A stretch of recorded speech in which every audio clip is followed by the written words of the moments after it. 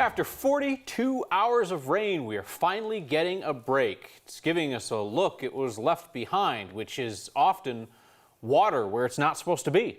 The rain washed away roads and created potholes all around town. About a dozen drivers got flat tires after hitting this large pothole on Federal and southbound overpass of Highway 96. Glass, roof, and tire shops are going to stay busy for a while.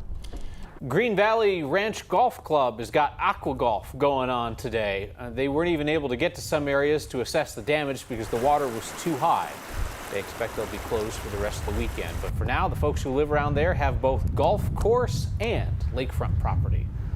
A lot of folks looking at a changed landscape in front of them. We don't see rain like that often. It was wild, you guys. We were kind of breaking records left and right. And at the grand total, now that the storm system is all said and done, we picked up just shy of 4.5 inches out at DIA from Wednesday, Thursday, and then early this morning. Typically, our entire monthly average for the month of May, a little over 2 inches. Wow, wow, wow. Luckily, all this wet weather moving out just in time for the weekend and just in time for another storm. Tonight it is dry out there. Our area of low pressure impacting our neighbors across Nebraska, bringing them some severe storms. But for now, we're just looking at a few high level clouds across the Denver area. And that's the way we stay overnight into early tomorrow. Here we are about 6 a.m., a mix of the sun and clouds, and then those clouds kind of thicken up as the afternoon rolls in. Can't rule out seeing a quick isolated shower, but overall, we should have some nice sunshine. Looking ahead toward Mother's Day on Sunday, that next storm system arrives. We'll go over the timing of that in just a few. Thank you, Danielle. An online threat this week led to a 12-year-old's arrest and a fresh round of school disruptions and anxiety. The student didn't attend the Jefferson County School. Police say he threatened. JeffCo School says these online threats are constant, often bogus, a huge drain on resources, not to mention everyone's mental health. Here's 9 News reporter Jennifer Meckles.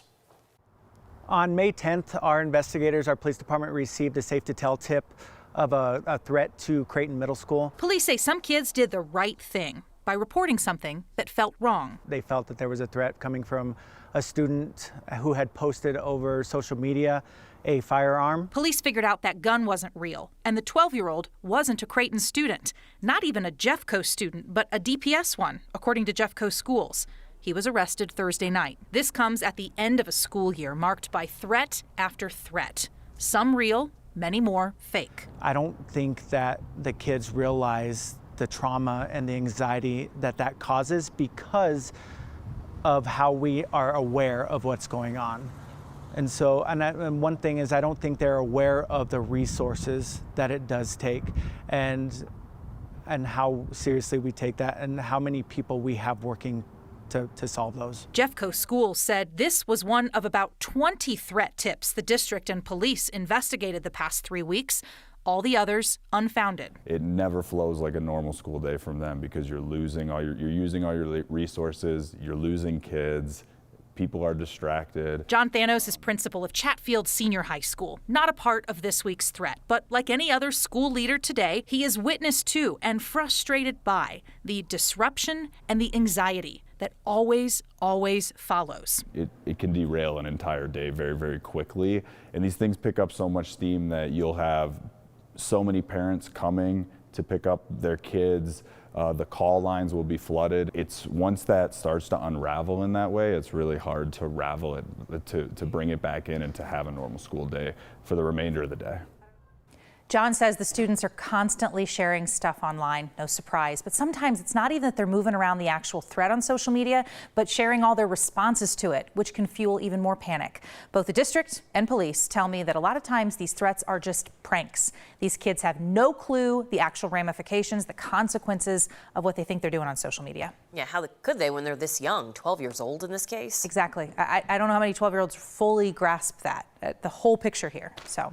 Troubling. All right, Jenny, thanks. A mother of 2 from Denver has been missing for so long, police are treating her disappearance like a homicide investigation. 30-year-old Miranda Connor was last seen February 3rd. Federal Heights police are the lead on this because she was last seen west of 85th Avenue in Pecos. Police are still classifying her case as a missing person, but since she's been missing for 3 months, they're following the same protocols they would in a homicide investigation. Connor's 2 children are staying with her mother in Arizona. Her mother had previously told us they're not giving up looking for her. Social worker accused of filing false child abuse claims against an Aurora City Councilwoman might have falsified more records, this time her own medical diagnosis. Robin Niceta was arrested last year and charged with filing a false report against Councilwoman Danielle Drinsky after Drinsky was critical of former Aurora Police Chief Vanessa Wilson. Niceta and Wilson were in a relationship that has since ended. Niceta's defense says she's not competent because she was diagnosed with glioblastoma, a type of brain tumor. But prosecutors say they haven't found any record of the doctor nor the clinic she was reportedly going to. They also say the MRI images she provided were stock files of glioblastoma that you could easily find through a simple Google search. A judge sided with prosecutors and ordered Niceta to appear in court next Monday unless she can provide verifiable medical records. She'll likely need new lawyers when she shows up, though. Today, her attorneys filed a motion to withdraw as counsel, citing irreconcilable differences. Many migrants coming to Denver do not see this city as their final destination. In the past 2 days, 325 people arrived in Denver, 173 of them just today. Jean was one of those arrivals. He crossed the border with his friends through a hole in the border wall. He was then detained by immigration. He told us he spent 18 days in detention before he got out, and he made the journey to Denver. Porque por lo menos en celdas que eran para 90 personas nos metían 250 personas, dormíamos en el suelo, con lo que nos abrigamos era un papel de plástico. En los 18 días que estuvimos solamente nos sacaron un día a ducharnos, pero creo que ellos estaban jugando con la psicología de nosotros para cometer el error y podernos devolver. Pero el trato fue feo, fue inhumano. For many, like John, they say Denver is not where they want to be long term. Since January, the city has paid for 4,100 bus tickets for people. John went to the city's intake center, where he was able to receive a bus ticket. Plans to leave town on Sunday. Denver Public Schools is facing shortages in every department, especially when it comes to teachers of color. A partnership between the district and a local nonprofit has been trying to solve that challenge. Our Byron Reed shows us how they're investing in their volunteers. Tranquilamente vea tu número. Denver Public Schools has come up with a plan. I see my younger self in them. It's a strategy to fix a shortage of teachers who look like the students they teach because there's not enough. Most of our students are native Spanish speakers and they're working on developing their English language skills. Me está preguntando. Spanish was my first language. I remember that struggle, and I remember not having teachers that looked like me. Llévalo a tu casa. A few years ago, Hania Martinez thought she had the perfect plan for her own career until something unexpected happened. I studied psychology in my undergrad and sort of had the intention of becoming a therapist. I decided to do a gap year with City Year Denver to work with younger populations, and I fell in love with the students. I fell in love with the school environment. Hania is part of a teaching fellowship program at Johnson Elementary School. The multi-year teaching pathway prepares AmeriCorps members to lead a classroom. The program was created by City Year Denver to help members earn their teacher's licenses within a year of residency. After my first year here, I decided to pursue the teaching fellowship, and I am now in my last few months of my master's program in elementary education and a few months away from licensure. I've got a job secured for next year in first grade. On any given day, there's a teacher shortage across the city and across the nation, and City Year is really excited to be part of solving that challenge. John Albright is the Senior Vice President and Executive Director of City Year Denver. The group works with 7 schools in the Denver Public School District. He says the goal was to create a teaching pipeline in under-resourced areas. And so they already know the students, they already know the staff, they know the school community, and they're coming back in to learn how to be a full-time teacher now and spend that time doing that in a place that knows them and where they know the students. 100% of our teaching fellows who have gone through this program here in Denver have gone into education and are still in education. 60!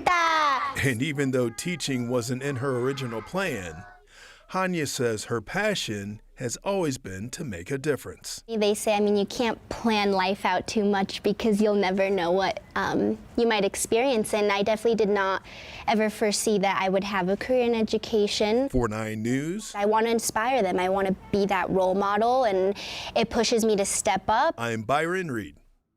City Year Denver serves more than 3,000 students in DPS at every classroom level. So far, the group has helped about 30 AmeriCorps members fill roles as certified teachers in the district, and they're recruiting for next school year. We know that if you guys sit in, you're not going to get pepper sprayed. You're not going to get brutalized. We know that.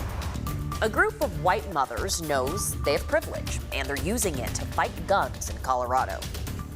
The Cherry Creek bike path was the Cherry River kayak course yesterday, and that is exactly how it's supposed to work.